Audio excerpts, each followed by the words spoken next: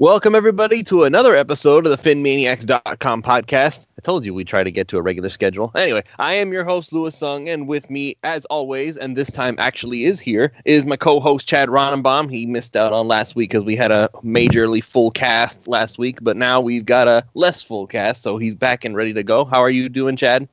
Doing good. Good to be back, Louis. It's an exciting offseason. Mm-hmm. And for the Dolphins. And new to the show is fellow PhinManiacs writer Brandon Ligori. Brandon, welcome onto the show. Thank you guys for having me. And as always, I'm just ready to talk about Miami Dolphins football. It's been a rough season after an exciting 3-0 start, but definitely we have a lot to talk about here on tonight's show. So thank you guys for having me. Good to have you. Well, listen, like I said, it's nice to have you here, Brandon. So let's go ahead and we're going to get right into the discussion here. We've got plenty to talk about. Last week, we got into what went wrong, what we should have done, and all that sort of things with all the other podcasts. And now we're going to get a more organic PhinManiacs thought process here. And later on in the show, I asked Brandon and Chad both to give us fake GM plans. So who are they planning to hire, what their plan is going into the offseason. We already kind of have an idea of what the Dolphins are wanting to do at this point. It's starting to look like it's either going to be Chris Richard or Brian Flores as the new head coach. Either that or Darren Rizzi, and I will give my own thoughts as well as we go into the fake GM plans. But for right now, let's just go ahead and talk about what's been going on here. And since we didn't get your thoughts on the last show, Chad and Brandon, I'm going to go ahead and just ask you, and I'm going to start with you know what? I'm gonna have this habit now. I'm gonna throw new people right into the fire. Brandon, you're gonna give your thoughts on the season, what went wrong, what should have happened, and all that other nice stuff.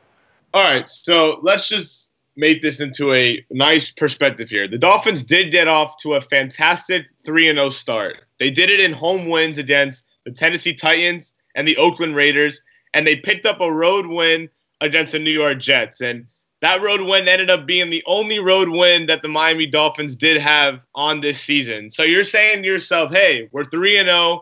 We're sitting alone in first place in the AFC East. Our next opponent, a Week 4 matchup against New England, a place that's been an absolute house of horrors for the Dolphins. Miami ended up falling in that contest 38-7, and that absolutely just started the whole debacle of things. Number one, if you want to talk about what went wrong in this season, injuries. I mean, the Miami Dolphins did have, I believe, 11 guys on the IR, William Hayes, and just other important guys on the offensive and defensive side of the football. Miami did also had a chance to, secure some could-have-had wins, if you want to say. They should have won Week 12, November 25th against Indianapolis, a game which they were ahead by 2 touchdowns in the fourth quarter. They should have also had a win Week 5, October 7th against the Cincinnati Bengals. In my opinion, Miami shouldn't really be sitting at home right now in these playoffs. Miami should have actually been playing last Sunday in the wild card game. Just a whole setback between injury-wise and definitely losing Tannehill in Week 5 that had to cause Brock Osweiler to start from Week 6 all the way up to 10. But basically, just to sum it up, injuries definitely killed this 2018 Miami Dolphins season. I don't disagree at all with Brandon. The injuries obviously had a major impact on the season. And it was exciting to get off to a 3-0 start because historically under Gase, the Dolphins had started slow. And so it gave a lot of optimism that we'd get stronger as the season goes on. With that said, jumping back prior to this season, after Adam Gase had made the playoffs in his first year as a coach, his power within the organization grew substantially. And I think he had a lot more control over decision makings on who they were signing. And you kind of saw some of that progress over the last 2 years. And they made some curious personnel moves, which in my opinion have a lot to do with Adam Gase. Where Tannenbaum and Greer fell in that, I don't know. But I wasn't really thrilled to see when Ryan Tannehill got hurt the prior year that there was no backup plan. We had to go sign Jay Cutler off the street. That didn't make a lot of sense to me. And that theme kind of reoccurred through the years. As a linebacker gets hurt, we got to sign one off the street. Or a receiver got hurt, we got to go get a receiver off the street when we have 2 or 3 guys on the practice squad. It really made me question, what are the personnel guys doing when our backups are not people that can play when somebody gets hurt. And so I think coming into this year, a big struggle the Dolphins have had ever since Adam Gase had been here was they were one of the absolute worst teams in penalties. I want to say the last 3 years we've definitely been top 5. I think last year we were number 1 in offensive penalties committed. And then we've been in the bottom 5 teams in first down conversions, or getting first downs total, and third down conversions, which essentially is a statistic that means you do a lot of 3 and outs. That's been a problem ever since Adam Gase has been here, and that all traces back to the offense that he installs, during the week. The players clearly have trouble executing it. They either have penalties or it doesn't work, so they don't get first downs. And so coming into this year, there was a lot of frustration out of Adam Gase's part because he wanted to run his scheme. And so he went out and this year made choices that the national, I would say, media didn't agree with. And I think even Ross himself didn't really agree with. But Adam Gase had that power and they just let him run with it to see where it led. And, that led to signing Frank Gore. That led to deciding the backup quarterback's going to be Brock Osweiler. That led to Josh Sitton and Kilgore at center. And not that those are bad players, but they're players that are past their prime. And players past their prime tend to get hurt. That's just a fact of the NFL. It's a young man's sport. And so it doesn't shock me that Sitton got hurt right away. Kilgore got hurt right away. It didn't surprise me, and I put a lot of that on Adam Gase because the players he picked that he thought could execute his system that is difficult to install got hurt, and that put Adam Gase squarely in the crosshairs of his weakness. Adam Gase is not able to understand the talent that he has and how to design plays to utilize his talent. He focuses on trying to get players to utilize or to execute his plays. And that just doesn't work. Players have certain skill sets. Players are good at certain things. And that highlighted really big time this season when you see somebody like Kenyon Drake score the number of touchdowns he did on the limited touches and the number of carries they gave Frank Gore. And, I've had a lot of people say, well, Frank Gore, he did really well. Frank Gore is good if you want to make sure you're getting 2 or 3 yards and you're not losing a couple yards, but he allows the defense to cheat. You can blitz a lot more. You can cheat your defensive ends to attack the quarterback in the pocket a lot more, because if Frank Gore breaks through, he's not that fast. You can have your defensive backfield run him down, which you saw several times. Frank Gore would get maybe a 20 or 30-yard run here and there, but he would never take it to the house because he's easy to run down. That allows you to cheat a lot more on defense. And it went so on and so on. And what you just started to see is the injuries highlighted the fact that Adam Gase needs superior players to succeed with his system. And that's true of almost any coach anywhere. If you have superior players, you can run about any offense and win. If you don't have superior players and it's even, or you may even have a lesser talent, the elite coaches figure out ways to still keep people productive. And it just melted down as the season went on for Adam Gase. So although there were injuries, I agree that was a big component. I think you could say that about any coach in the NFL. Had he kept a fully healthy roster, he probably is going to have a lot more success with his system. And to me, it just highlighted that Adam Gase is not an offensive guru. He's not a quarterback guru.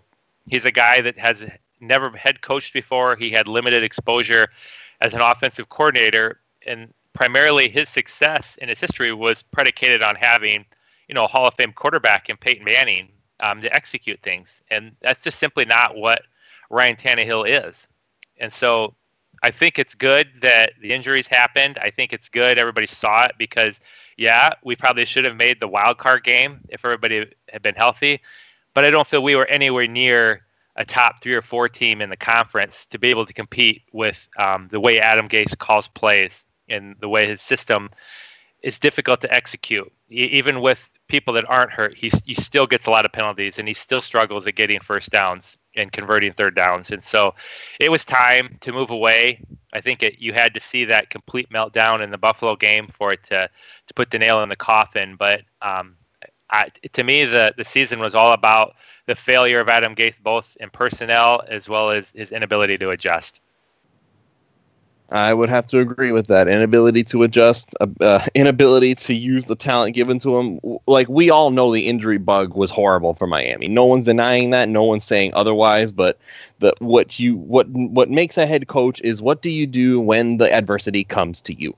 This is the thing that Adam Gase failed at, and this is the thing that, like, even though he's getting like interviews, like a bunch of it was reported really early on in the process that a bunch of teams were interested in interviewing Adam Gase for their head coaching position. And all of a sudden, it seems that all those teams that were interested in him, so up and gung-ho to go and get him in there to see what he was all about, none of those guys are really they don't really seem impressed with him. I wonder why that could be. Could it be because he thinks too highly of himself, because he thinks that his way is the best way no matter what, and he should be treated as such? See, this was the issue I had been saying with Adam Gase all along. He needed to be humbled. He did not need to be embarrassed. He'd been embarrassed all season long. He kept getting embarrassed over and over and over again. He was never humbled. And this is the start of the process of being humbled. He's been fired. He's looking for a new job. Organizations are bringing him in to see if he should be the next head coach. So far, I believe the Jets did that, and I believe that the Arizona Cardinals did that. I'm not sure about anybody else. Did I miss somebody? Because I know Denver did not.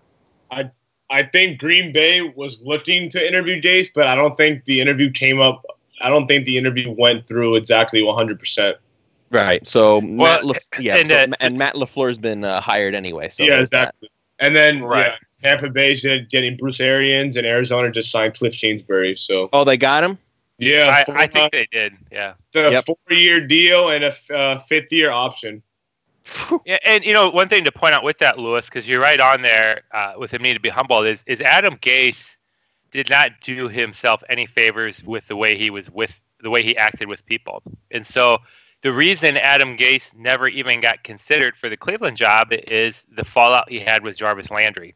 And there's no secret that Adam Gase had to fall out with players. We saw several players fall out with him. Correct. And the other thing is on Denver, I don't know if you guys remember, but there was a game we beat Denver handily, and he was like trying to onside kick it and score to rub it in on Denver. And that was a major slap in the face to John Elway. And so here you are. Let's be fair though. We applauded that move because we wanted so badly to be the new Patriots, where we could just jam it down their throats and step on them after we were winning. So let's not act like we weren't. Well, that's fine for us as fans as the Dolphins, Lewis. I agree, but for Adam Gase, you question if he understands. You got to be able to work with people. So I mean, that's why he didn't get an interview with Denver. In my mind, there's no way John Elway was going to hire him after that. Well, he and Elway had a feud even before that, so that right. But you're seeing that reoccurring pattern that Adam Gase has problems getting along with people, and we even saw the reports come out that he had told Ross he didn't know what he was talking about. Whether that's true or not, you don't do that. That's kind of my point. Yeah, he's not wrong, but yeah, you don't tell your boss he's an idiot. Yeah, exactly. And we saw him do it in the press conferences where he'd spar with the people asking him questions, basically saying, "We don't know what you're talking about." And granted, I'm sure Armando doesn't know football like Adam Gase knows football, but I was sitting there thinking, and Armando's response was just to call him, "I understand results." And I thought about that, and that's when I did all that stats where he's bottom in the league every year he's been there with first downs and third down conversions and high penalties, and I'm like, I don't know that Armando's wrong. Does Adam Gase not understand results? Because his offense is having really, really bad results. And so to stand up there and tell people you don't know what you're talking about, I think it'd be a fair response to say, I don't think you know what you're talking about because you've never been able to successfully run a good offense here. And so until you do that, it's kind of hard to be condescending to people. So I think that has hurt him a lot. And I think the teams that he has talked to, I think they're very, very cautious about that aspect of him. Are you going to bring in a coach that's going to be a toxic figure in your organization or does not have any interest in listening to anybody? And I think that'll hurt him as an offensive coordinator. Like if somebody's going to hire him as the offensive coordinator, if he's so arrogant and hard to get along with, I don't know if I'm a head coach, if that's who I want under me, trying to run my offense, if he doesn't want to listen to anybody. Okay, well, let's think about this. Who was both times as an offensive coordinator, if memory serves, he was under John Fox, first in Denver and then in Chicago, correct? Right. John Fox is like a long-time NFL head coach kind of guy, super veteran. You know that he's the man in charge, for better or worse. So there really wasn't room for Gase to come in here and say, I'm better than you and I'm smarter than you. John Fox was the man in charge. Gase was his foot soldier. There was no question about it. So I guess for Gase, it depends on where he ends up. He can be an offensive coordinator. I have no doubt that if given the job of just offensive coordinator, I'm sure he could do a wonderful job, because that's how he made his name to begin with, as an offensive coordinator, working with quarterbacks who are smart, who can do this and do that. If Peyton Manning didn't like the guy, he wouldn't have endorsed him in the first place. So there must be something about him that works. What I think has happened is that Gase is going to have to realize that when you are the boss, you cannot... How do I put this? When people become the boss, you cannot get the attitude of I'm the boss. You know, it's not I'm in charge now and you do as I say. It's I'm in charge. Let's see how we can work together to make this happen.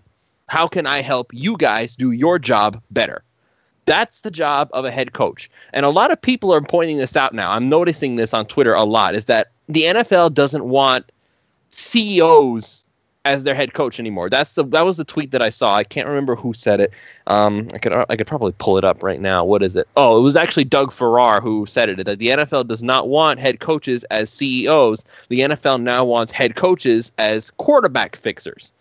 Why did Adam Gase get hired in the first place? He was supposed to, quote unquote, fix Tannehill. In 2016, he kind of seemed to do that. Then in 2017, he didn't get to do that because he had to deal with Cutler and all that nonsense. And then 2018, that didn't work out so good. So did he fix Tannehill? Nope, not really, because I don't know if it was so much Tannehill that needed fixing as it was the O-line. But again, that's a debate for another day, and we'll probably get into that at some point. But the point here is that NFL head coaches who are successful, from what I can tell, are the guys who are, most of them are not guys who have one thing that they're really good at, and then everybody else has to pick up his slack. It's the guys who routinely know how to handle people, is humble enough to realize they're doing something wrong, and they treat their players and their coaching staff and their front office executives, everybody, with respect, and they just keep an eye on everything. They oversee everything. What does John Harbaugh do? John Harbaugh was a special teams coordinator. He was not an offensive coach. He was not a defensive coach. He is the guy who just keeps an eye on everything and makes sure everything is running smoothly. He is a CEO. He's also one of the top NFL coaches, and he used us to get leverage, I think, for a raise for his next extension with the Ravens. So whoop-de-doo, we got used again. What else is new? What is Bill Belichick? Yes, Bill Belichick has defense as his supposed specialty, but he is the guy who looks at everything. He watches everything. He keeps an eye on everybody. He is the guy who is in charge. He is the man. But he does so in a way that he's not lording it over you, that he's the man. You just kind of know. You feel it. The presence is there. He is the man. He doesn't need to tell you. You just know.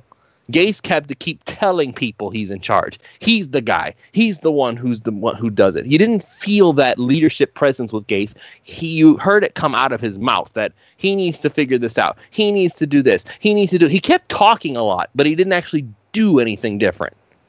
That's the difference. You need what NFL head coaches who are successful, in my opinion, are the ones who know how to adapt, who keeps an eye on everything that's happening, and can work as, yes, the CEO. If you get hired because you're supposed to be the quarterback whisperer, that's fine. But you're not going to have long-term success unless you can oversee an NFL franchise.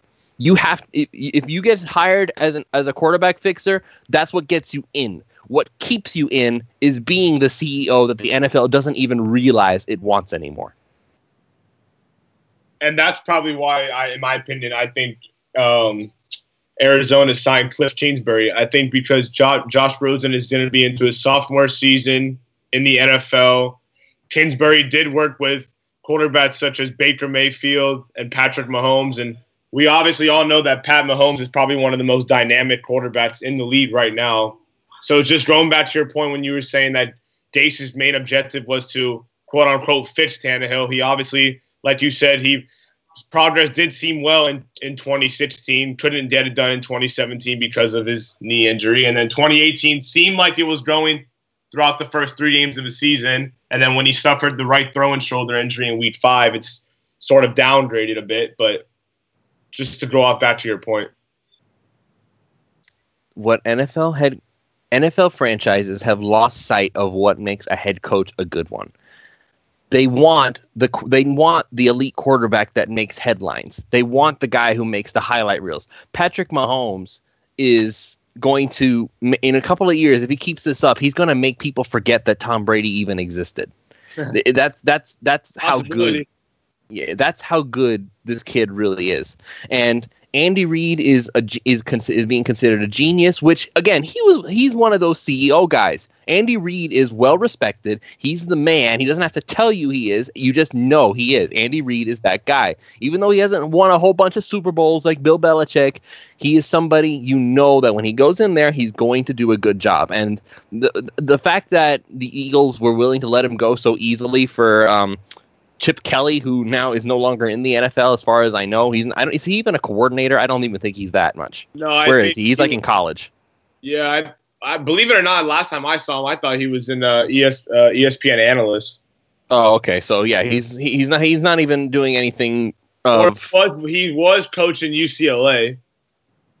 Okay, so Chip Kelly disappeared Chip Kelly came into Philly to take over for Andy Reid, and Andy Reid landed in Kansas City, and now he's doing the job that people were hoping that he would have done in Philly. He's doing an incredible job, which, in all honesty, he's been doing all along. It's just, since the world is so, what have you done for me lately, you lose track of what Andy Reid is as a head coach. If Bill Belichick ran into this weird situation where he suddenly failed to make the playoffs for a couple of years, one has to wonder, would Patriots fans suddenly decide that the master has lost his touch, it's time for him to go? Because, correct me if I'm wrong, Chad Ronnebaum, who is the oldest guy in this room right now, that's not a slight, by the way, when Don Shula started to quote unquote fall off, and they decided they wanted to bring in Jimmy Johnson, why did they get rid of him? Because they felt like Don Shula was falling apart, because he wasn't the guy anymore. He just didn't know what to do anymore to win games,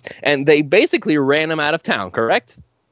Yeah, Shula was forced into retirement. I think at the time there was a lot of change going on in the NFL because free agency had changed dramatically, and so you had to be able to manage salary caps. And the Dolphins they made a couple runs where they signed a bunch of people trying to make a run at Super Bowls, and they just were not getting the productivity out of those free agents that you would like to see.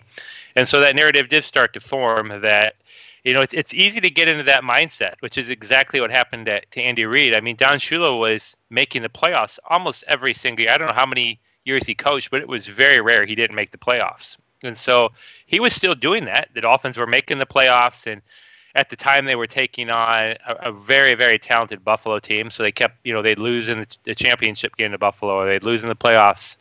And Buffalo went to 4 straight Super Bowls during that time. And it's easy to start to get that narrative that, hey, we're not making Super Bowls now. He must be past his prime. And that was with Andy Reid. He makes the playoffs like almost every single year he coaches.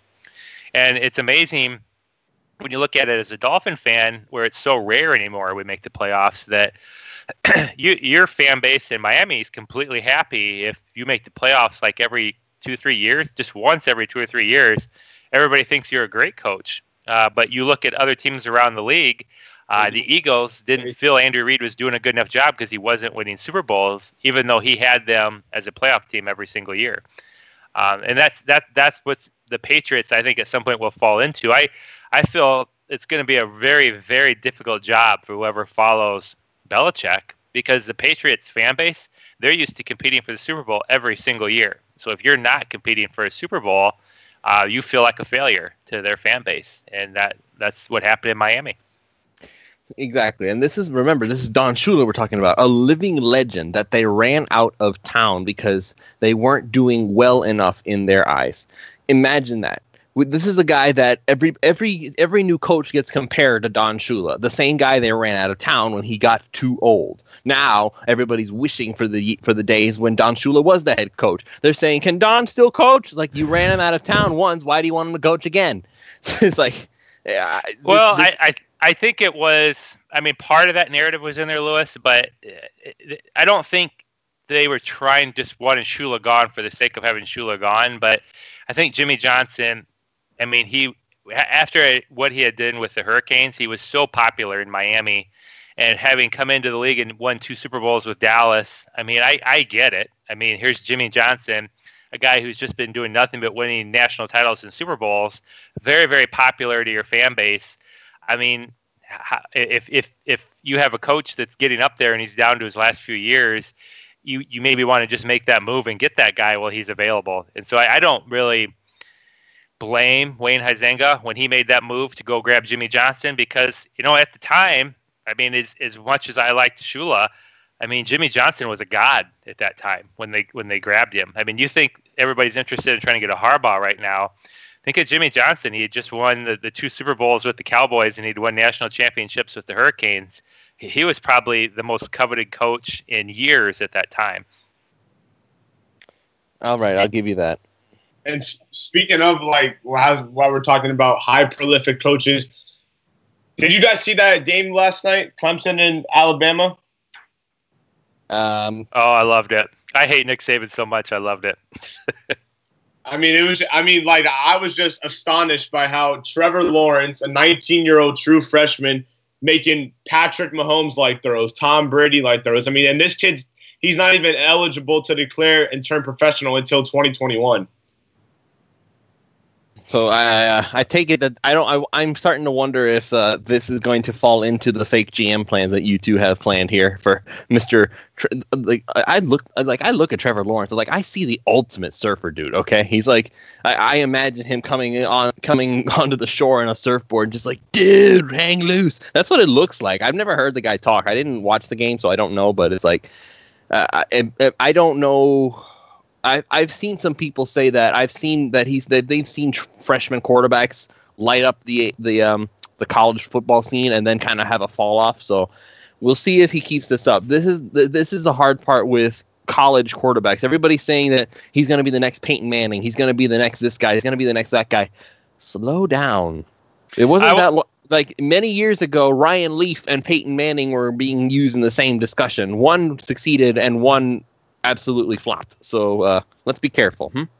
I'll throw something of interest. It's a little off topic, but I think it's worth mentioning is the XFL today is already chasing him. And so they're saying that they don't care about the college whatever. It's just they don't have to worry about the college rule. And so that throws off the power balance. And so I find it entertaining because this is my personal belief. I obviously don't know this, but I feel very strongly that Alabama and Clemson pay their players. And so to me, it's interesting because now the XFL isn't competing with the NFL per se. I mean, obviously, if he were eligible, he would just go to the NFL. But he's not eligible for the NFL. And so you have the XFL who's offering him money. So if the XFL comes and offers him, let's say they offer him a $5 million contract because they're trying to build their league up. Somebody offers him $5 million. Is Clemson able to pay him that much? And so, legally speaking, they're not allowed to pay him anything. So unless you're talking black market under the table deals that could get them in trouble if it was ever caught, then. Well, that's my whole point with this is the Alabamas and Clemsons in these schools. I think that's how they get such a disparity in the recruiting. That puts a lot of pressure on them if you have a professional league offering to pay a kid millions, because if I'm him, let's say I can go make $5 million in the XFL, and then after that 1 year, I just declare for the NFL. That's got to have a certain appeal to it. I don't have to worry about the college rules. I don't have to worry about the college classes. I can just go get my $5 million and set myself for life. I don't have to worry about getting hurt in college, and then just go to the NFL from there. It becomes the XFL is taking an approach to me that why compete with the NFL? We'll compete with college. And we'll just be a farm system for the NFL, and we'll try to get these guys that can come out as freshmen and sophomores out of college, and we'll take them right away, and we'll keep them as long as they want to stay. And if they go to the NFL, they go to the NFL. I'm gonna throw in a quick question. Just a quick yes or no. Do you think Dabo Swinney gets a NFL head coaching job down the road? He'll be a candidate. I am personally not a huge fan of bringing in guys like that because of what I just said. Nick Saban is a great example of a guy who's been extremely successful in college and was awful in the NFL. Those guys are used to winning with superior talent.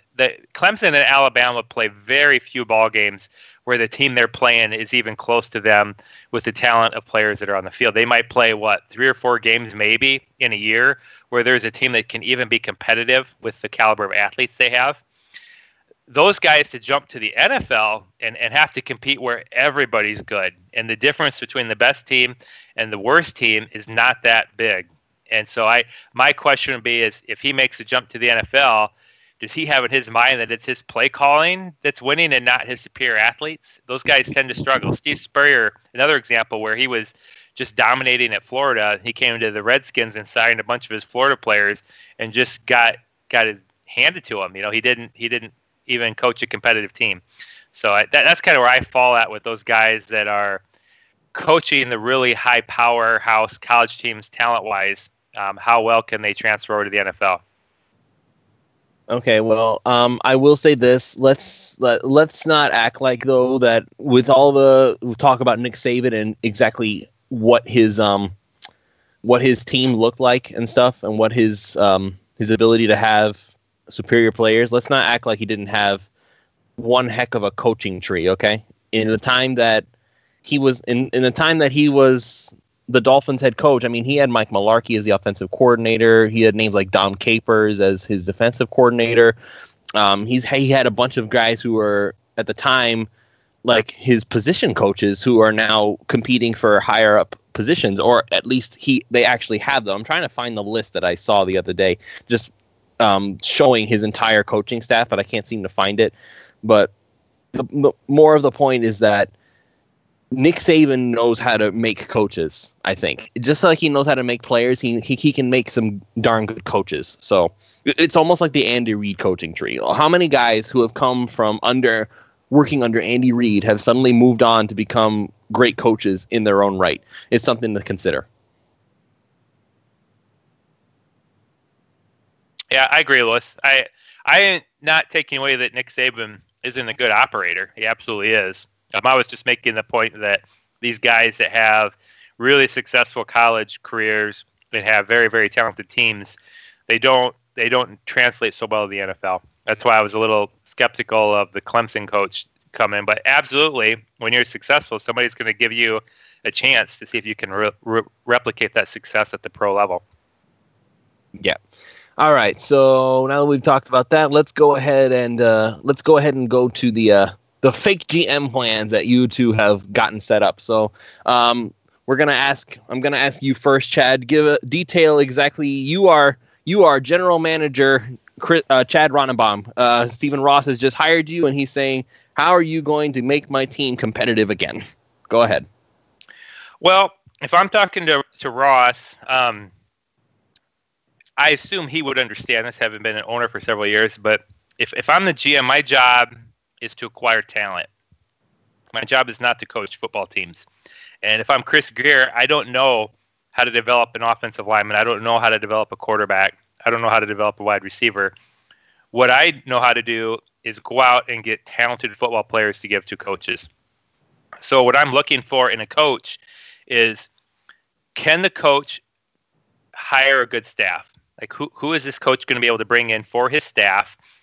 What positions can the head coach, what positions can he develop himself, and what coaches can he hire to get the other positions developed? So I'm looking for not only the head coach himself, but who the head coach is going to bring with him. I want to know that. So who's your guy? Right now, for me, well, first off, Lewis, I'm not excited about any candidate right now that the Dolphins have, good or bad. I just don't.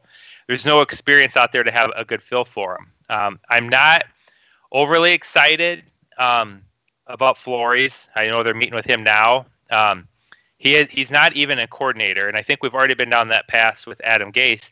Adam Gase never was a head coach. He had limited experience as an offensive coordinator. And so to go to the Patriots, and I believe he's the linebacker coach. Is that right, guys? Flores? He's been a little bit of everything in New England. He recently got called he's kind of the defensive coordinator, and he's kind of not. It's not really his responsibility because Belichick's running it, really. But right. He was the guy who took over Patricia's role. So there is that.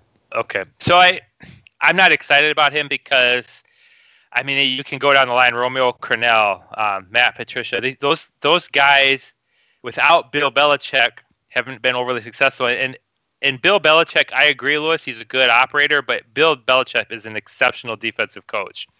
And so I don't get excited with people coming from the Patriots because Belichick is so good. And there's just no way to tell what adjustments were made by Bill Belichick and what players were developed by Bill Belichick as opposed to his assistants. And so I would rather go with a coordinator where that coordinator was clearly responsible for the unit's success if we're going to go that route. So I'm not excited about Flores. I kind of have that same feeling for Eric. Is it Bieniemy? Am I pronouncing his name right? Eric Bieniemy, yes. Bieniemy. I question how much of the Kansas City Chiefs is him versus Andy Reid. Andy Reid has had success wherever he's been for a long time. And again, I just don't know how well that replicates with him as the head coach. So keep in mind the coaching tree, though. Andy Reid has spawned a lot of good branches. He has. I mean, I'm not taking that away, but I don't know. I don't have a good feel for that. He could just come in and be a head coach and do very, very well. So those two candidates I kind of have lower on my personal list as a GM.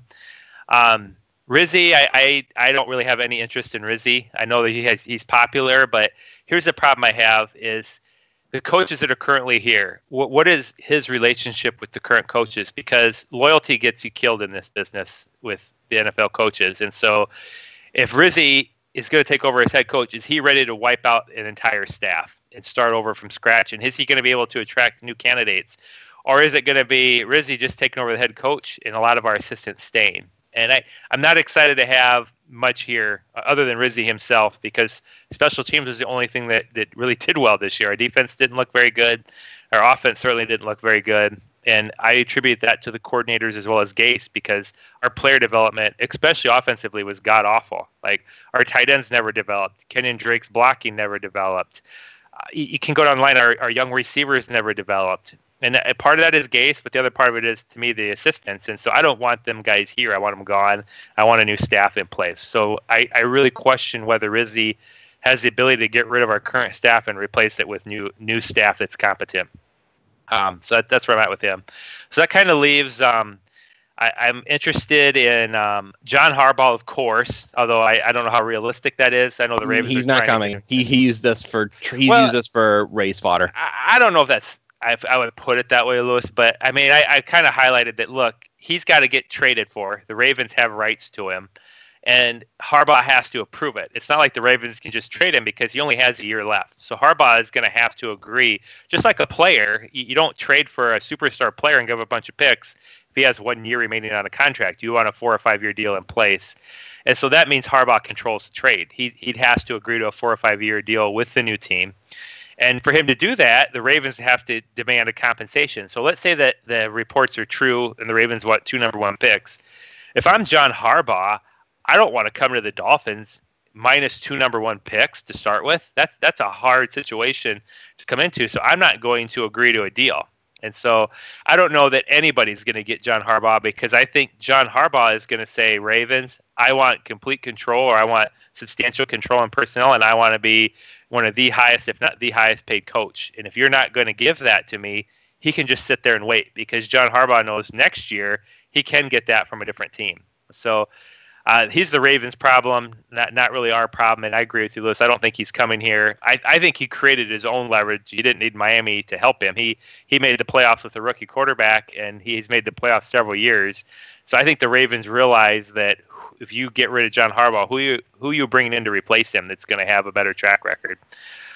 So anyway, he would obviously be my number one. I would personally give up a number one pick for him. I would not give up 2 number one picks. That's where I would be at for my fake GM. So you didn't actually pick somebody though. Well, I think my pick right now is Chris Richard. I know Chris Richard. Yeah, it's actually Richard. It's how it's pronounced. But really, are you serious? I am serious. His name is pronounced Chris Richard, even though it looks like Richard. I apologize. I apologize for trying to correct you. Yeah, that's right. I like him the best because he was part of the Seattle defense, which was a very impressive unit for a long time. And I don't believe Pete Carroll's a very good defensive coach. I'd have to really look to his background. I know he was special teams for a while and at USC, but I've never known Pete Carroll to be a dominant defensive coordinator. And so Seattle built a really good defense, and they've had a really good defense for years. Now, whether that's luck or not, but he was part of that. And he's done pretty well in Dallas, not knowing what aspects of the defense he's involved in. And not enough that nobody wants him to leave. Yeah, and he seems to have the respect of players. And he's kind of my number one right now. I haven't seen a candidate that I feel better about than him. And so I feel like with the Pete Carroll coaching tree and some of the respect I've seen around reports on him, I feel like he has the potential to bring in a pretty good staff. Now, that leaves me with the last caveat is if he comes, and that's who they're bringing in, we need a very good, experienced offensive coordinator. Because, being honest, Lewis, this is not a bad job for a defensive coordinator or a defensive coach because we have a lot of talent that's ascending on our defense. You look at some of our players where you've got Raheem McMillan, you've got Baker, Fitzpatrick, Xavier Howard. That's a lot of young, talented players that are just getting better right now. And so there's not that many pieces you have to add to have a very good defensive personnel right away. Offense is a completely different beast. You've got no idea who to be quarterback. Do you roll with Tannehill and get a rookie? Do you bring in a veteran like Bridgewater and move up in the draft to try to make sure you get a number of that? It's a very complicated quarterback situation to begin with, and you've got a lot of players that just were never developed. You don't have Kenyon Drake never really was developed yet, so you have to come in and get him to be a full back. You need to develop our tight ends yet. Jawan James is essentially a free agent now. He's not good enough to tag, and he's a complete free agent. And so you're looking at, do you re-sign him, or do I have to go get a new offensive right tackle? My interior's a mess with Sitton and Kilgore being older and returning from serious injuries. Are they going to be back to form? The wide receivers are a disaster. Devontae Parker's probably gone. Kenny Stills has always been up and down. Jakeem Grant, although he's exciting, he's very little, and so he can only be used in specific ways. So is Albert Wilson going to be back to full health? I'm just throwing all these questions out that whoever takes over our offense has got to address. That's a lot more difficult than taking over our defense right now. So what would you do? So for me right now, if I'm the GM, I'm going to focus on getting Chris Richard in here with the idea that he's only going to have a couple players, and he needs to take our defense as is and be successful with it, because we need to focus all of our draft and free agent cap space on trying to get our offense fixed and put back together. And so I need a very good offensive coordinator, and I don't have that name right now, Lewis, on who that would be, but I don't know who's available and who's not available that are ascending offensive coordinator. I would absolutely consider Bieniemy as our offensive coordinator if he was interested in that job. Given that I don't know that he is, but that's to me is as important as getting Richard as the head coach, is getting an offensive coordinator that is experienced, has a track record of having top performing offenses for several years, and is available to come in and be the offensive coordinator.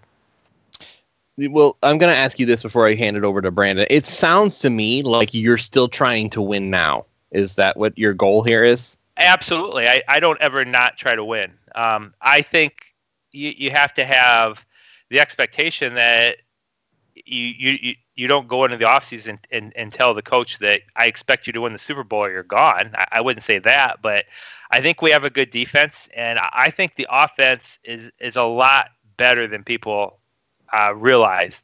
That's just my opinion, because I think had you adjusted the play calling to suit what we have, we still could have been pretty solid even later on in the season. I think Ryan Tannehill has spent his whole career having to play shotgun almost 70-80% of the time or more. He's always in the shotgun. And that allows the defense to know, like, if you're a defensive end, you're taking angles to angle into the pocket from the shotgun. And Ryan Tannehill honestly is not that good in the pocket. And so if I'm a new offensive coach, I want to see, well, let's start playing him under center more. And let's start playing Kenyon Drake out of an I formation or an offset formation where he isn't expected to have to sit beside the quarterback in a shotgun and read stunts and blitzes all game, because it's not his strong suit. So I think the talent is there. If Sitton comes back healthy and Kilgore comes back healthy, you already have Laremy Tunsil. I think Jesse Davis is still ascending. You actually have a fairly intact line under contract that you can utilize. If you can actually teach Gilsicki to block and develop our tight ends, we've got talent at our tight ends position. We have talent at a wide receiver position. So for Miami, for a coach to come in and immediately have Miami competitive, I don't think is asking that much. I don't think this is a team that's, a 4 or 5 win team that needs completely blown up and started over with. All right. Brandon, your thoughts? Yeah. So if I'm the general manager and I want to go into an all-win mentality, I'm going to look Stephen Ross in the eye and I'm going to say, let's get this thing going, because it seems like the Dolphins haven't done really anything productive. I mean, they made the playoffs, like we have said previous in this podcast, 2016, Adam Gase's first season. But when was the last time they secured a playoff win? You have to flash back to the early 2000s.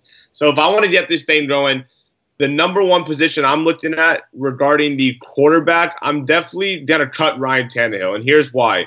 Entering the 2019 season, Ryan Tannehill, he'll turn 31 years old, but his cap hit reaches $26,611,666.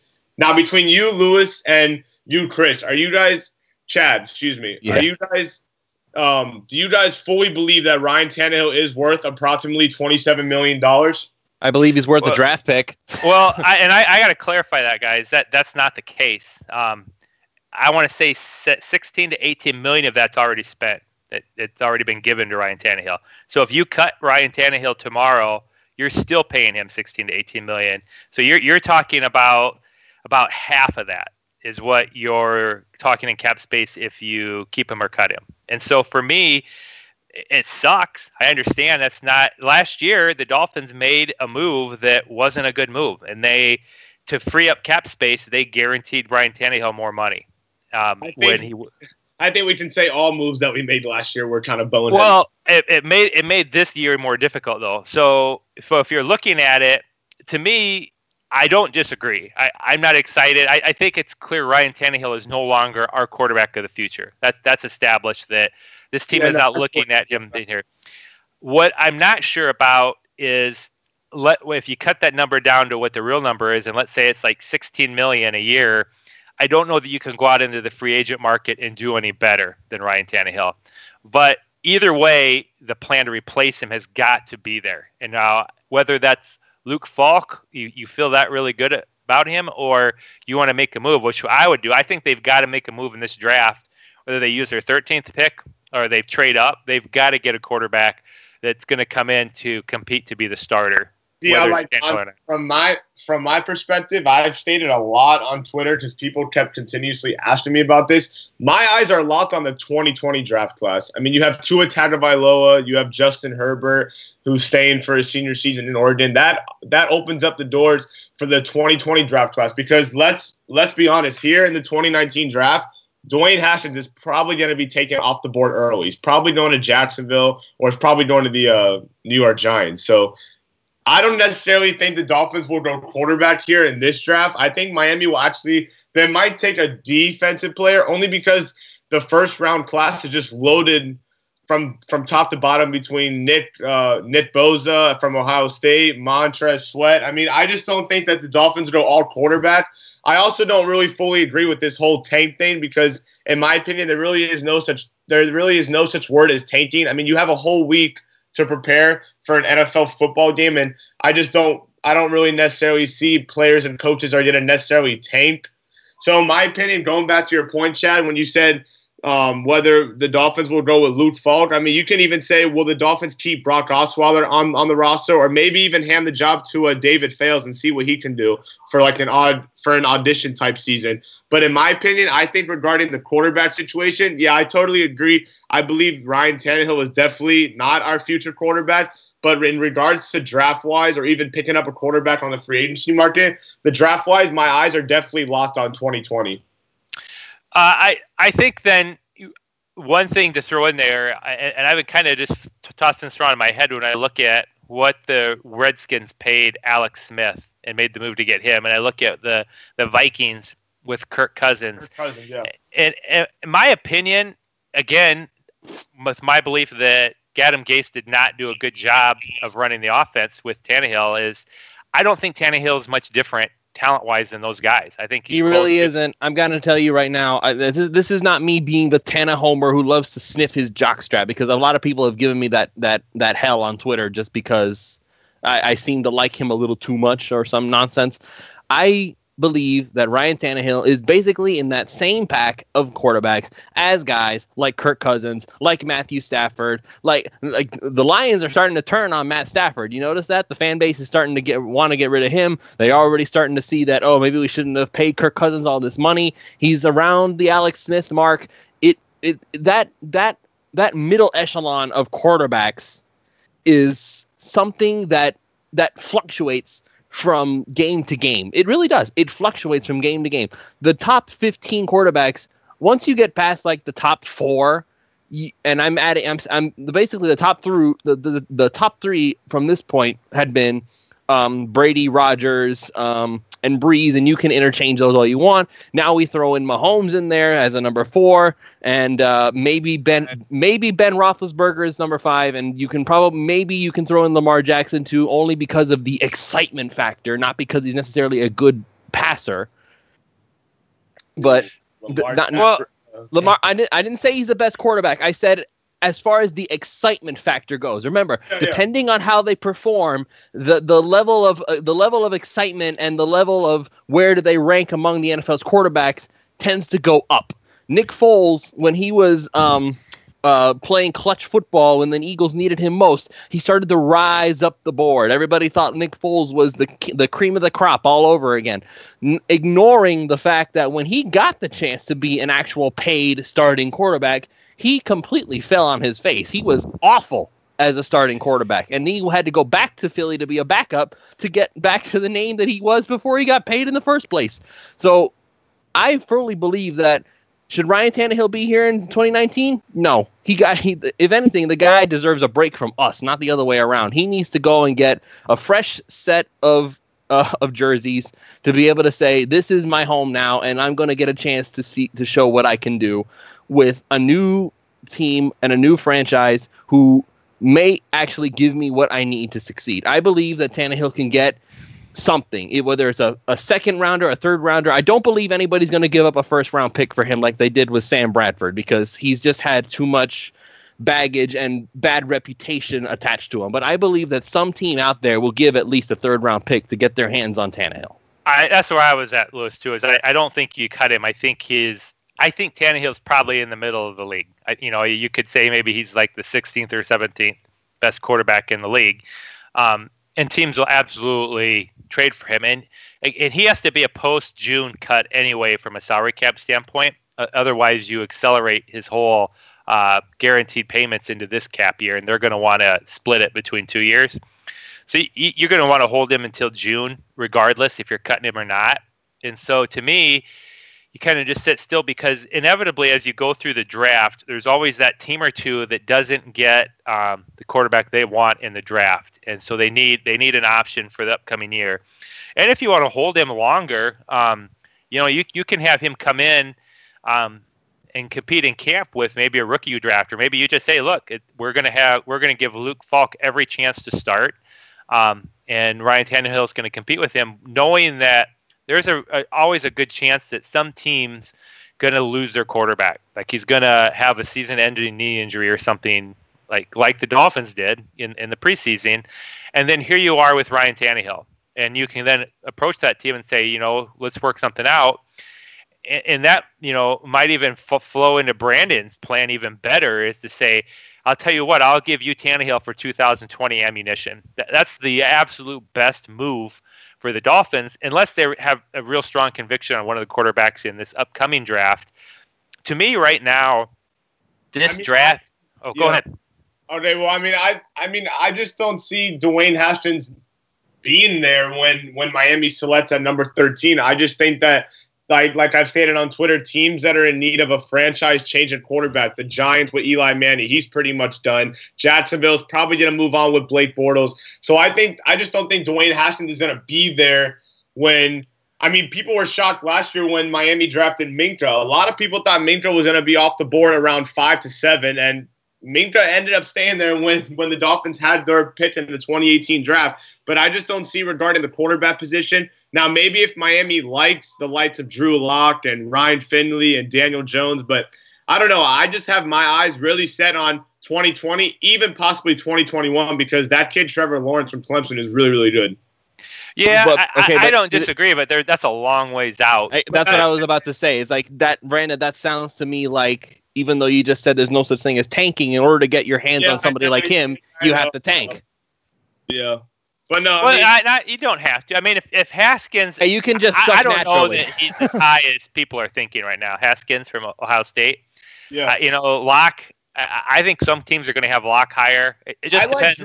I like Drew Lock because he can be explosive when moving outside of the pocket. But I just don't think – he's probably going to be there when the Dolphins select him. It's just between Stephen Ross and Chris Garrett whether the Dolphins want to attack and draft a quarterback in this upcoming class, or do they want to go defense? Because if you take a look at any mock draft posted on the internet, it's defensive loaded. Cornerbacks, defensive end, defensive backs. To me, here's how it would fall. What's the conviction on the quarterback from Greer and your head coach, whoever that ends up being? Do you feel really confident on one of them? If you think Haskins is your quarterback and you have him really high, then to me you're working out deals with somebody like the Cardinals, and you're going to have to trade a lot to go get him. And I don't have any problem doing that if that's how you feel. On the flip side, you have Luke Falk on your team we got for free, and when I look at the quarterbacks in the draft, you have to say to yourself, are they a better prospect than Luke Falk? Because last year he was rated in that 3rd or 4th round range, wasn't he? Where we thought people might take him, and some of us wanted Miami to take him in the draft. And so to me, where would he rate against the current quarterbacks in the draft? And if he's close to any of them that you're interested in, then to me, you absolutely don't draft a quarterback at 13. You take the best player available. But I think with Tannehill, I think you just kind of want to sit with him, and because to me that's not a bad scenario just to come into the year, have Tannehill with Locke, thinking Drew Lock, but with Falk and Tannehill, I think you can go into the season and you're not looking to have Tannehill come in and maybe even be the starter, but you're looking for that opportunity to maximize his trade value. That's what you're doing with him. And I don't have any issue with positioning for the 2020 draft if you want to give Falk a chance. But to me, I think it would be a step back if the team goes into 2019 with Tannehill as the starter, because I kind of would be questioning where are you going with it. But to me, that's different than flat out cutting him. To me, he could be a very expensive backup in the interim and help your rookie quarterback along, because the better Tannehill is, if he shows well in the preseason, or if he shows well in the action that he has, all he does is increase his own value personally to start for another team, and he also increases your trade value. So I think you just kind of got to bear with it. Tannehill's not a problematic person. I don't see Ryan Tannehill being outspoken in the media about how upset he is about the coaching and the quarterback situation. He's going to be decent. And so, yeah, you just got to maximize your value and realize you're going to trade him. He's 31. He's got a ton of experience. I guarantee he's got trade value.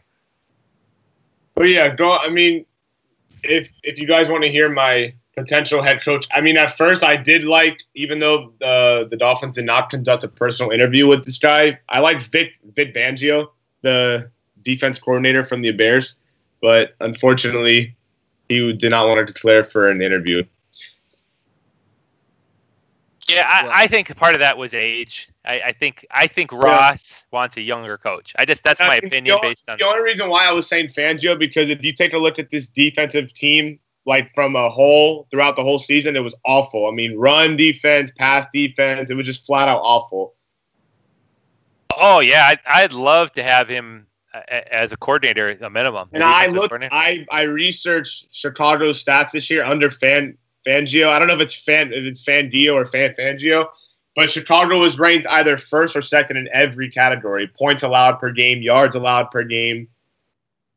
Not only that, he has a track record of having good defenses. I don't expect a coach to have the number one defense every single year, but I expect them to have a solid defense every year under their tenure. And I think he has been like a top 10 defensive back a lot of the seasons that he's been a coordinator. But yeah, no, if I had to select a head coach right now, I'd probably agree with you, Chad. Chris Richard from Dallas. All right. I'm going to go ahead and give my plan now. And you're going to probably hear some things that are going to either make your eyebrows raise, you're either going to agree with me, or you're going to think I'm crazy. So here we go. First and foremost, I am GM Louis Sung, and the first thing I'm going to do is I am going to do my interviews. I'm going to do my due diligence, going to bring in Bieniemy, Chris Richard, and all these guys. But you know what? I am going to give, unlike the likes of other regimes that have basically given interims a quote unquote a shot, but not really. Like poor Dan Campbell, he got interviewed, and it was basically, I'm sure the interview just went like, "Listen, dude, we're giving you this as a courtesy. You're not staying." That's kind of how it went, and I'm sure that's how it went for Todd Bowles too. He didn't really get the chance. He went to go coach the Jets after that. And quite frankly, that's just not fair, because between Bowles and who we eventually hired in Philbin, I think everybody here, and pretty much everybody who knows both coaches, would immediately say that Bowles was the better hire, even though he just got fired by the Jets. So I'm going to give Darren Rizzi a legitimate shot at proving that he deserves to be the head coach. I know about his record. In college. As far as I know, I'm not a college football expert. Correct me if I'm wrong. The school that he was at was not a big time school, correct? Correct.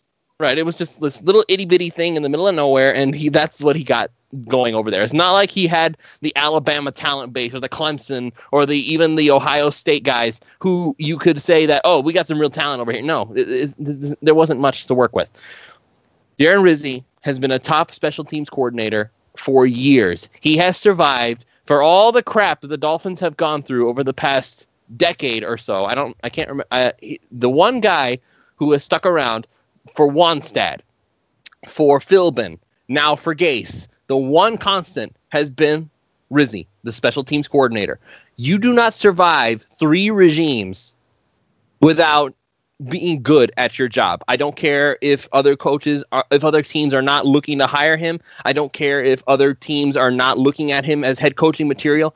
You have to be doing something right. If 3 head coaches have walked in here and replaced offensive coordinators, defensive coordinators, assistant coaches, GMs, whatever, and the one guy who sticks around the whole time is you must be doing something right.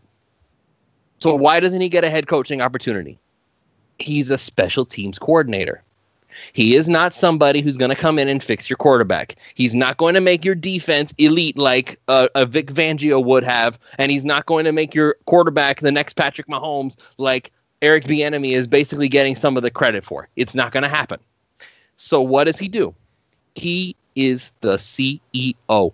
He's not the popular pick because he's already been here and he's so supposedly associated with failure. He's the only guy who's succeeded for 3 regimes now.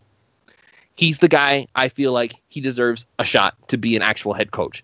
I put that GIF because I'm so proud of that GIF. The diamond in the rough with Rizzi and TD over Aladdin and Abu's face. But I'm serious about this thought process. If I'm the Miami Dolphins, I am going to give the special teams coordinator a shot. Who else was a special teams coordinator? John Harbaugh. Everybody loves John Harbaugh now. He's considered one of the top NFL coaches. He was a special teams coordinator. He was not good at any one thing. He was not an offensive guru. He was not a defensive guru. He's the guy who just is in charge of everything. And now people are saying that, well, the Dolphins players are only giving him this endorsement because they want things to stay the same and they want to be able to continue running the asylum. They didn't run the asylum. Gase ran the asylum, and that was the problem. So that's out. And if people are saying that the only reason they want Rizzi is because they have something to gain by him being the head coach, well then why are other former players who have played for this guy? Tim Samish, he used to be a tight end for the Dolphins very, very, very briefly. He wasn't anything special. He didn't really accomplish much, but he was there, and he loves Darren Rizzi. Okay, that's nobody. How about Ronnie Brown? He's coming out in endorsement of Darren Rizzi. How about Reggie Bush? He loves Darren Rizzi. How about Jason Taylor? He loves Darren Rizzi. You're starting to see the pattern here. All of these guys who have played with him, all of these guys who have said that Rizzi knows what he's doing, give him this shot. It's not just the current guys, the alumni. And if the alumni are coming out to endorse him, what do the alumni have to gain by Rizzi getting the head coaching job? Jason Taylor doesn't want to coach, so he's not hoping for a coaching job. He doesn't want to coach. The only reason he comes out to endorse Rizzi is because A, he likes Rizzi and he's his friend, or B, or maybe and B, it's not necessarily mutually exclusive, he thinks Rizzi can do it. So I am going to give Darren Rizzi the head coaching job. Now, who's going to be his staff? That I don't know. And quite frankly, I don't think anybody knows who the staff would be, regardless of who gets hired. Like I've seen some people throw around Darren Bevell as the offensive coordinator. Okay, I guess we can have two Darrens on the coaching staff. Why not? Who cares? And as for defensive coordinator, well, we now know that the Todd Bowles pipe dream is gone because he's already been signed on as Bruce Arians' defensive coordinator because they're so close. So well, that's out.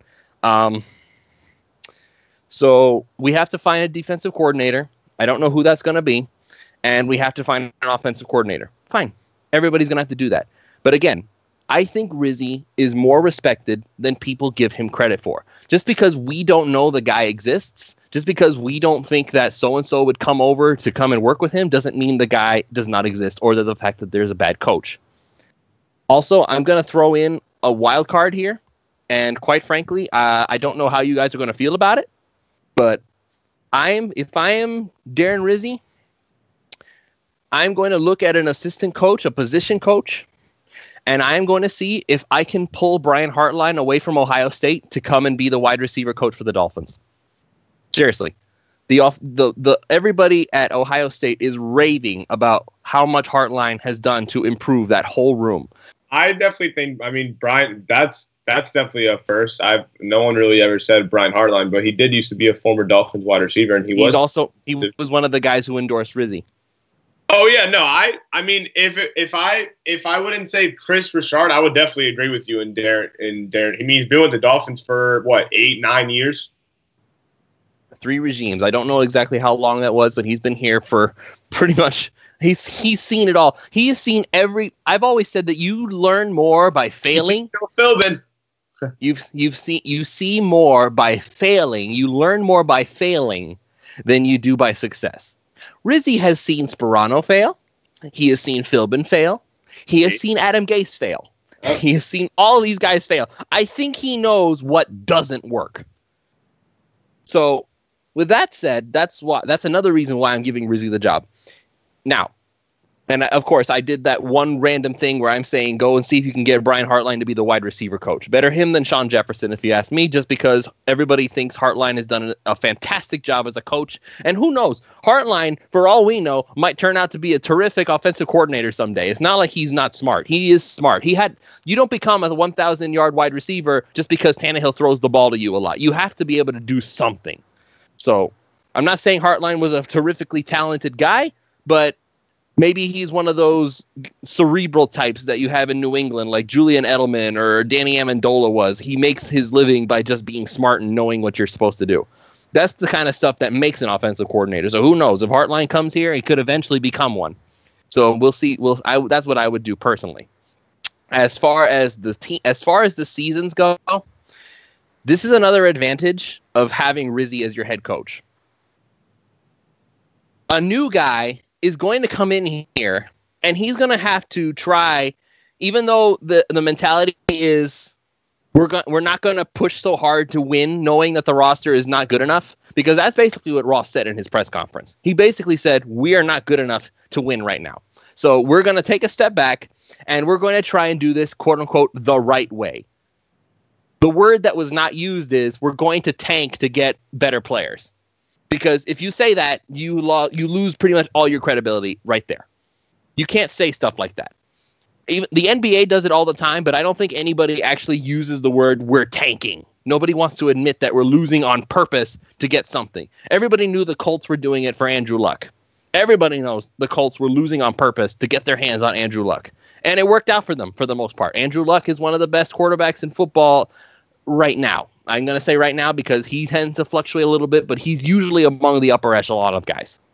So it worked for them, but you didn't say it. They didn't say we're tanking, we're sucking for luck. They didn't say that. The Dolphins have to do the same. What new head coach is going to want to come in here with the mentality of I have to lose 2019 so I can give a better shot at something else in the next year? No one's going to do that. That's basically saying that I'm going to put my reputation as a future head coach in your hands and hoping against hope that I can fix something after I've already made myself look bad the first year. With Darren Rizzi, I don't believe that's there. Rizzi is more aware than anybody else how much of a mess the Dolphins are. He is well aware of what the plan is going in, and he's going to be more than happy to follow the plan and work with Chris Grier to try and do what he needs to do. He's not going to try to lose, but he's not going to come in here and get all upset because he didn't win, because this is what he knows what the plan is.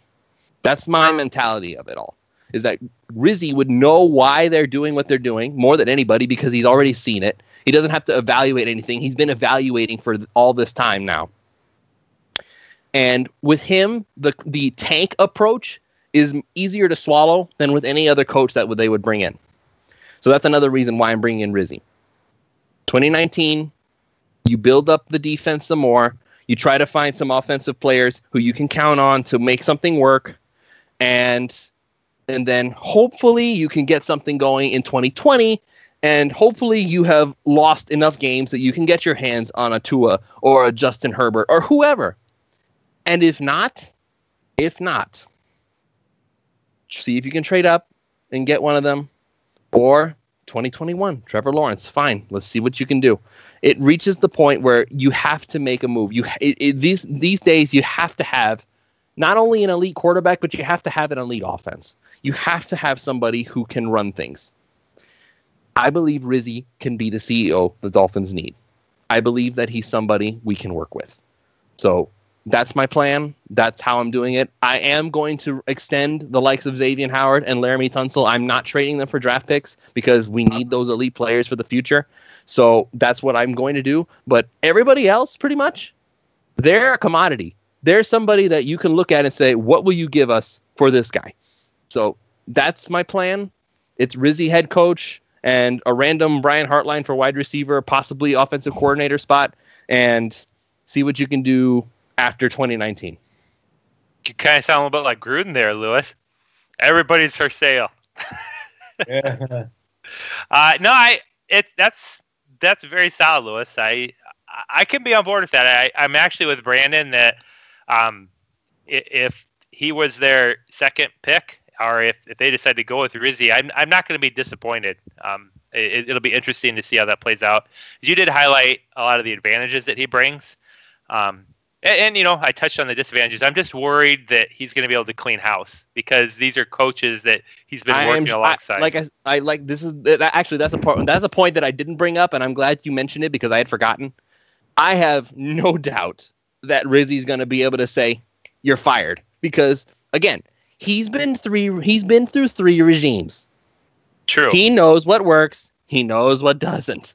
He has seen Sperano fail, and the guys around him get fired. He has seen Philbin. He has seen Gase. He knows the shortcomings. I don't think if he became the head coach, he'd keep Matt Burke as the defensive coordinator. Maybe he'd keep him on as the linebacker coach, which he was before, but he's definitely not going to be the man in charge of the defense. I am positive that Rizzi's going to look at him and like, you're not in charge anymore. Get out. Gone. I don't see demotion or get out.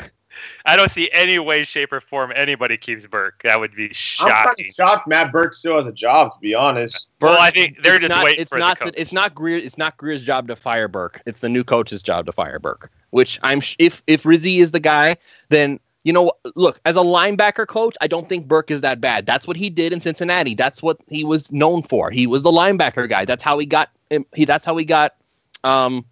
promoted in the first place. Yes, it also had something to do with the fact that Fangio didn't come when Gase wanted him because Ross wouldn't pay, but it also has to do with he did have something there. He was a respected linebacker coach in Cincinnati. So if he gets demoted back to linebackers, I won't be upset. He's not running the defense anymore. That was the only thing I was worried about. Just he's not in charge. He wants to go play with Raekwon McMillan every day. That I'm fine with that, but he's not going to be the guy in charge. Sure. I mean, obviously, because you're doing it fantasy standpoint, you can't throw in all the variables. But if I'm not opposed, Lewis, so long as I could see who Rizzi had lined up for defensive and offensive coordinators. Like that's my question in the interview is, who do you expect to realistically get to be your offensive coordinator and defensive coordinator? Well, that's the question you have to ask with Chris Richard or anybody else too. It's like who do we know? Yeah, we don't know anybody who's going to come and be Chris Richard's offensive coordinator. Bavell got brought up, but what makes Bavell want to come for Richard and not for Rizzi? That's my question. I'm literally going off that I feel like Richard could really help the defense himself, but I don't know who's. Yeah, that's a huge question, and I'm kind of going off of he's part of the Pete Carroll line, so I'm hoping that he's well networked. But we have no way to know that without being in the interview. How well networked is Chris Richard? How well networked is Rizzi? And that to me, that's a huge factor in signing these guys. Or who's your staff? And if they don't have a pretty well, and you kind of saw that, even though it was comical that Rex Ryan wanted the job. As soon as Adam Gase was gone, Rex Ryan showed up. And he already had a staff put together. So I have to assume that when these guys go into that interview, that they have that in their pocket to a degree anyway of like, here's the people I would bring. I would expect that out of those guys, wouldn't you? I'm sure they would. Bruce Arians, he's been hired and he's already got his coordinator set up. He's already got his assistants ready to go. He was ready the moment he was signed on paper. It's like, I got the job, let's go. And everybody came running. That's the advantage of having been a head coach and been in the league for a while, and that's, if you wanted to go with a guy like that makes sense. But to me, it seems like Ross's objective is to go with a young coach. I think that's what he wants. And so that's your trade-off when you go to these young coaches is they don't have a track record and they don't have 20 years of having had several coaches under them that they can network through. Well, Munchak basically told the Dolphins to buzz off because he's not going to go for the tanking job. He only wanted to go to Denver. And if he doesn't get that job, then he's just going to stay in Pittsburgh. Fangio, the interview never actually materialized. So maybe I don't think it's so much to do with youth as it is just nobody wants to get along with this. That was the mistake that Ross made. That was the mistake. It felt good to us to hear it because he made it sound like he finally learned his lesson that we're going to stop putting Band-Aids and we're actually going to tear this thing down and try to build it up again from scratch. We liked it because we realized we're getting out of purgatory, or at least there's a chance to. But other candidates are looking at him and like, did you just admit you're going to tank? I don't think that's the case. I honestly, I think what's going on, Lewis, is I think the Dolphins are planning on going with Chris Richard. I think that's the plan. I think they're going to interview while they have time because they can't do anything until the Cowboys are in the playoffs. And so if you can't do anything, why not just keep interviewing people to see if anything changes your mind? And I honestly think Rizzi has that shot. I think they're going to interview him, and I think he gives them a perfect backup plan. If something happens and Rashad ends up turning him down and say, I don't want the job, I want to stay in Dallas, well, then, you have Rizzi right there as your backup. But I think that's why you saw the Dolphins back away and you saw Munchak back away. I think the candidates, I just don't think it's that secret in the league. I'm guessing that Miami is, so to speak, kind of let Chris Richard know that they want him. And so everybody's just kind of backing away from the job for the most part. I'm just speculating that. And also the fact that Ross actually attended the game he was at. In this business, from what I've seen watching, is once these teams narrow in on who they want, you don't mess around. And so if they wanted Bieniemy, they would have already offered Bieniemy the job. If they wanted Richard, they've already offered him a job. And so I'm pretty sure they're not allowed to do that. They can't offer anything until they're out of the playoffs. Not officially. But I just feel like, though, the way the team's acting, it to me, it seems like they're kind of just slowing down. They're not really chasing a bunch of candidates anymore. They already had Flores scheduled.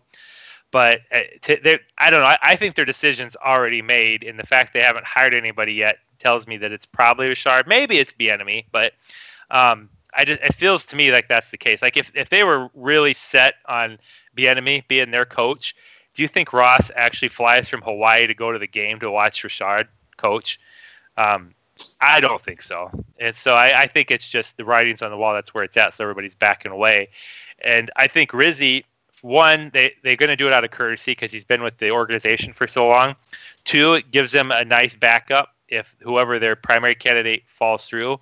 And three, Rizzi has done an exceptional job. You're right, Louis. Look at our special teams, how well it did this year, and how well he's done with kickers. And I have to think that Greer's talking to Ross, and they're like, look, we want to keep this guy here. If we don't hire him as a head coach, we want to be in good standing, and we want him to be here because we want him as our special teams coach at the very least. And so I think that's part of the reason he's getting interviewed as well, is they're going to make it clear that they want him part of the team, head coach or not.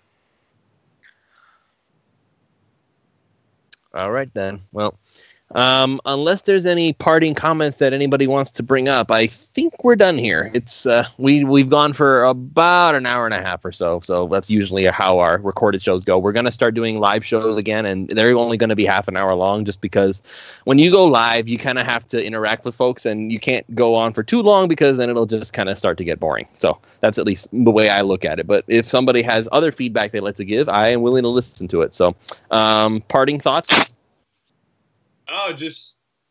Let's just hope that whoever the Miami Dolphins hire, that it just starts to bring a winning culture, because I think that's what fans obviously want to see. I mean, you did hear Stephen Ross's press conference. He's proud of the way the stadium has come along and the way the different renovations, but he's definitely not proud with results on the football field. And I stand by that. I think that we all deserve to see a winning franchise. You see it in New England. You see it in Green Bay. You see it in Pittsburgh. You're starting to see it now in Kansas City. I think fans down in Miami just want to have that treat. But again, it all starts with whichever head coach they hire. Just got to get rolling here. Same, Louis. I don't have much else comments. I think you're in agreement with me, and it sounds like Brandon is as well, that I think Stephen Ross is a good owner. I think a lot of people have given him negative spotlights at times, but I think he's doing everything he can as an owner to get the best players, the best coaches, and the best facilities that he can provide. He's never skimped on his franchise. What he does not have is the football knowledge or the cold-bloodedness to fire people when necessary. Right, but he to me, he hasn't been a guy. I think he understands that. He doesn't seem like an owner that's trying to control personnel like a Jerry Jones, for example. I think Ross is letting the football guys run the football. He just has not been able to get the right guys. But I think from a fan standpoint, the fact that he poured all of his own money into the stadium, what I want from my owner is I want him to always get the best coaches he can, get the best players he can, and keep the franchise in the city. And Ross has done all those things for me.